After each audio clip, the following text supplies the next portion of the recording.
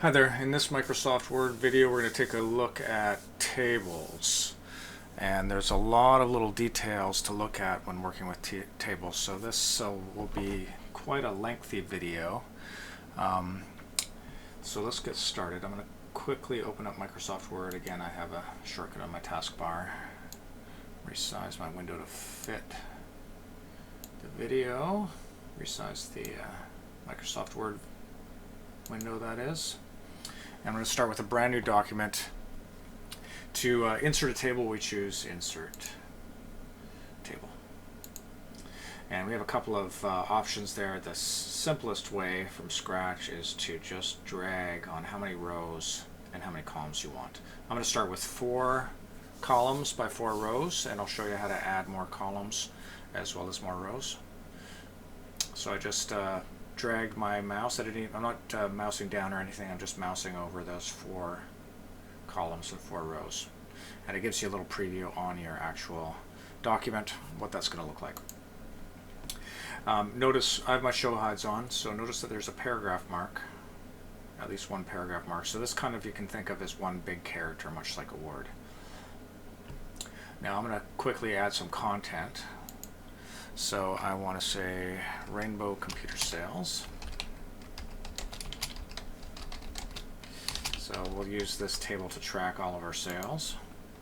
And first quarter monthly activity. Now you can select new cells by simply clicking in those cells, or you can use your down arrow. So I'll use that, and I'm going to move one over, so I can either use my right arrow or I can tab over. So I'm just going to hit tab on my keyboard and type in January. I'm going to hit my tab on my keyboard again, February, and that also works when we're filling out a form, a PDF form for example, or an online form. You can hit tab and move to the next field in the form. And March. Now I realize I want to total up those 3 months. So I'm going to have the names of the items here, and then I'm going to have a total. Let me just quickly add that name, printers. And I'm going to have 33. I sold 33 printers in January, 34 in February, and 45 in March. Now I want to total those numbers up, so I need to add another column. So with this insertion point inside of that column under layout, so much like selecting an image or smart art, when you select a table you get a context sensitive ribbon. Let me just drag that so you can see it a bit better. There we go. Table tools, and we have 2 ribbons that belong to that group of ribbons. So on the layout I have the ability to insert. So I have my last column selected, so I want to insert to the right. And then I'll add the column heading total. Now I can do the same thing to add additional rows. I can select that last row. Let me just quickly show you. So layout, insert, below. Now I have an additional row as well. And I'll type in monitors. Add any numbers you like. And now I'm going to tab to the next cell. Now if you tab from the last cell in the last column of the last row of a table, I'm just hitting tab on my keyboard, it inserts a row for us, so I don't have to reach up and choose insert row. And it obviously adds that row below the present row that you're tabbing from. So keyboards, and I'll quickly add my content. I'm tabbing from field to field, and I'm going to say total. Now there's no need to get out our calculator and add these things up. We have the ability to add a formula here. So I'm going to click in this cell here. I'm going to I want to add these up. If I go to this data, we have formula. And if your window is a little bigger than mine, let me just show you. You'll see that you just have a formula button right there. These ribbons collapse, of course, when I shrink my window. When I resize my window, I should say. Data, formula, and it guesses what I want to add up because there's a bunch of numbers to the left of the presently selected cell. So it's going to add up those. And we can choose a format if we like. I'll put in a comma for anything more than 1,000. More than 999, that is. And choose OK. And remember our F4. So if I just click in that one. By the way, this is a non-printing character. It indicates the end of a cell. Can't get rid of those, of course. So I'm just going to click in there and hit F4, and that adds the formula. The same formula. Sum left. So in that situation, it adds those numbers up, not these ones. I'll do the same thing here. Again, data formula. And this time it guesses that I want to add the cells above the presently selected cell up because it sees numbers in those cells. So if it doesn't say above in a situation like this, maybe there'll be numbers over here.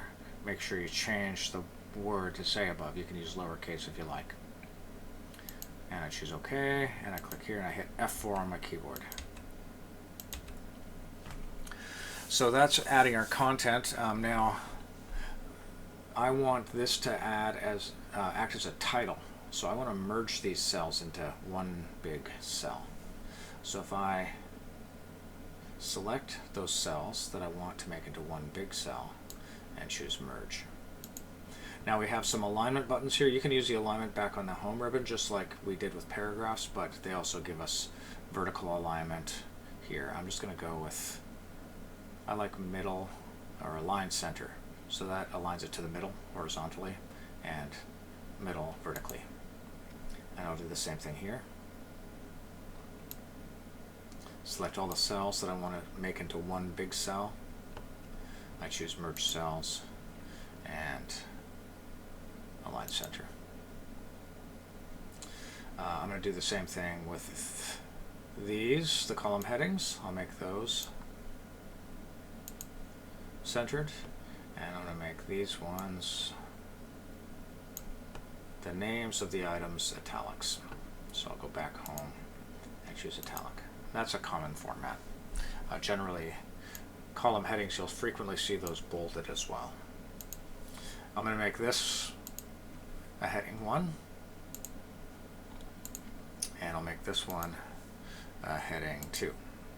Now you see what happened to that previous cell. It got taller. That's because I have space before the heading 1. So I'm just going to remove that space so it doesn't force my cells to be a particular height. So in order to do that, we just go to our home, remove space before paragraph as we saw before, and now I can center that again. Again, back on my layout, I can do that. And I'll do the same thing here. Now I don't want to add that centering to the style because I may be using an H1 or an H2, heading 1 or a heading 2 within the content of the document. The only reason I want these centered is they look better centered within a table, but if they're not outside of a table, I don't want them centered. So I'm not going to update that style to be centered. So that'll have a heading 1 style, but it's distinct in the fact that it's centered. So that's basically the bare bones table. Now we have a bunch of different options here. If I want to resize my columns, for example, I can click inside of a column and notice that we get these little shaded areas. So my favorite way to resize a column, and there are other ways, but my favorite way is just to drag that little crosshatch. You can also drag this little column border, but sometimes you inadvertently resize the cell distinct from the column, and it's really hard to get back. But if you always use that crosshatch, it resizes all of the cells at the same time. So I'm just going to resize those. And notice it only goes to the width of the contents, no smaller. Except if you have two characters, notice that the largest line in that row is hard drives, but it'll wrap, of course. Now there's other ways to resize. Notice that we have this cell size here. So I can choose, I'm going to select my entire cell to do, or entire table to do this. So if I click anywhere in the table, we get this little arrow here, this four-headed arrow. We can use that to move, or if you click once, that selects the entire table. So I'm going to go auto fit to contents. So that squeezes it, the column widths in to be as narrow as the smallest piece of content that's contained in those cells. I'll also choose auto fit. If I choose auto fit window, that basically resizes the table to the margins of the page. It says window, but it should say page. We can also type in distinct values as well. Notice it's 0.26 inches right now. It's using that inch character. If you type in centimeters, it'll use centimeters. If you use inches, it'll use inches. So I'm going to say, for my width, I'm going to say 2 centimeters. Press enter. Made everything 2 centimeters. Now this is an issue here. So sometimes this will happen to you. It took those two large cells and it squeezed them into the one column. The only way you can really quickly fix this is by choosing undo in this situation.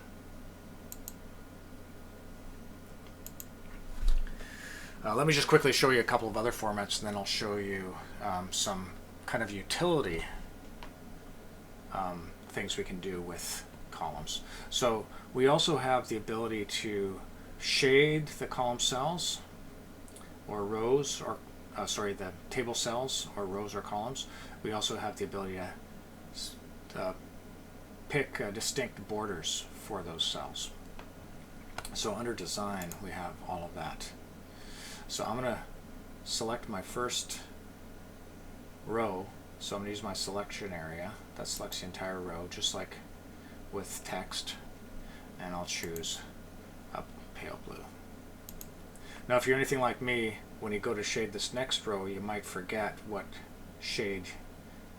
color you used. So if you just hit F4, that'll ensure that you pick the right color. You don't have to go and pick a color and get the wrong one and pick again. So I'm just selecting those rows and using F4. Now commonly you'll see in accounting that we'll have a thick black line below a column of values, and then you have a double line for a total, below a total. So I'm just going to do that. So I'm going to just select those 4 cells, and I'm going to choose borders, and then down at the bottom we have the borders and shading dialog. And this is a very old dialog. You see this way all the way back to Word 7, which was like 1995 or something like that. So what I want to do is switch this border for a fat black border. So what I do is I turn that off like that. These work like light switches. I'm going to turn that off. Then I'm going to choose a fat border, and then I'm going to turn it on.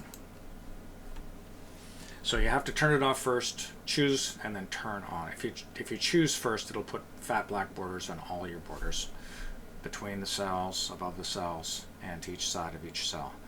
I just want it at the bottom of those cells. And that'll apply to cell, because I have cells selected. So I choose OK. And that gives me a nice fat black border. And I want a double border on these cells. So I select those cells. And I choose my little drop down, borders and shading. And I turn off that bottom border. I choose a new style, which is double, and turn that on, and OK.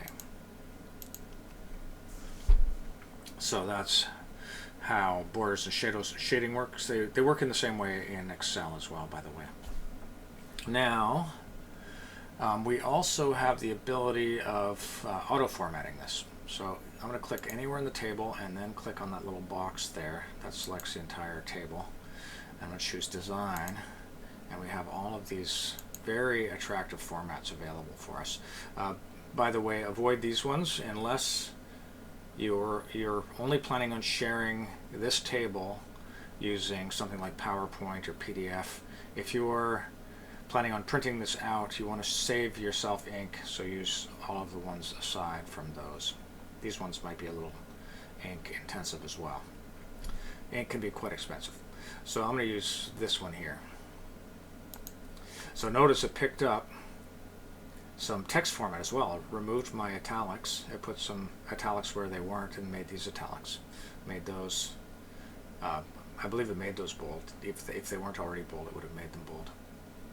And it gave us these nice pale blue borders, and it removed my striping from this column and these rows and put it there. So you could quickly apply any style you like. Now if you want to get back to the previous, to a bare bones style, again, click in your, anywhere in your table, click on your table selection button, and we have plain tables available as well. Now it's back to the way it was. Again, I'll select the entire table. You can go to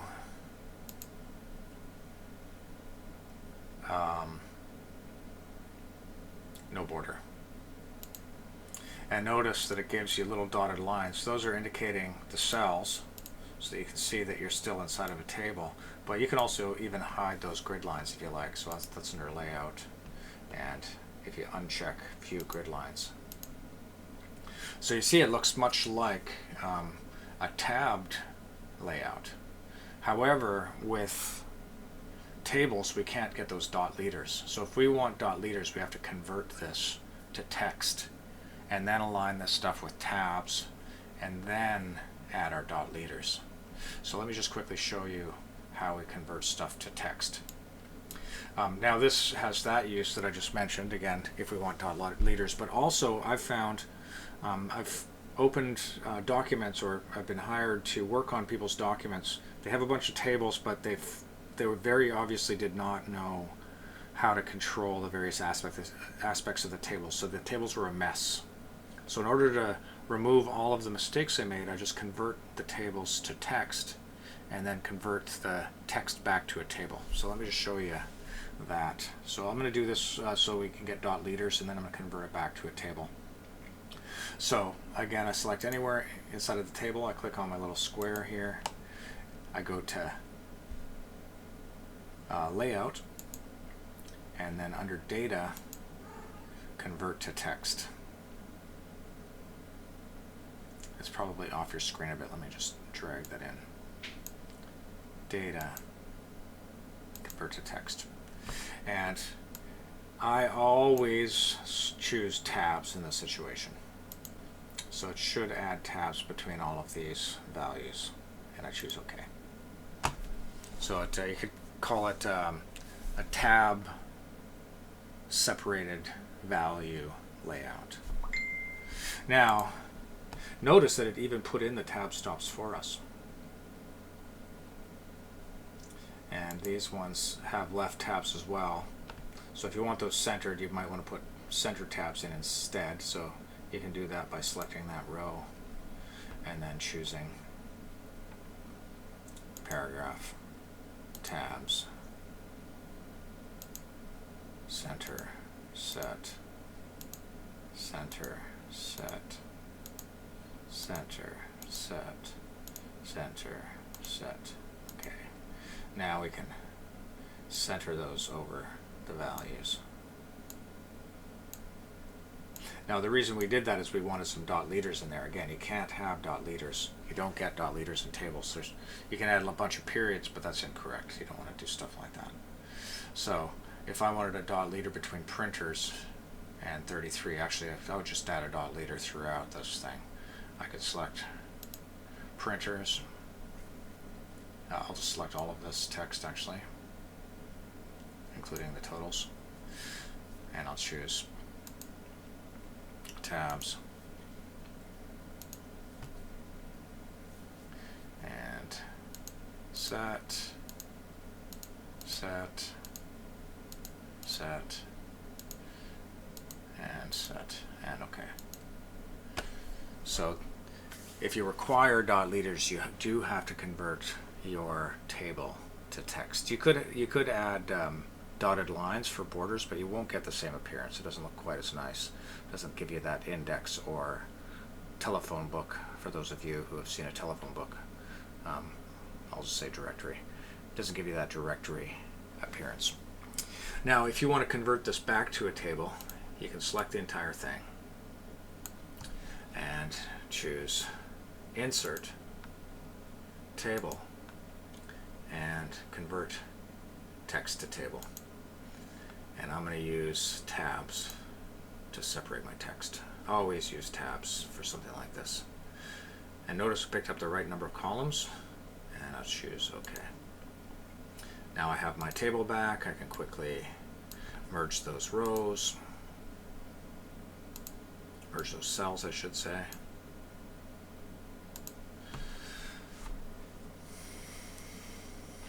So that's basically a lot that we can do with tables. There actually is quite a bit more, but that will certainly get you started and give you some sort of a vibe about how to work with tables. So if any of you are uncomfortable using tabs, a better way to create a tab layout is just to create a table, add your text, and then convert that to tabs. It's a little bit more straightforward than using your ruler to add tab alignment marks and whatnot. Well, that's tables. Thanks so much for watching.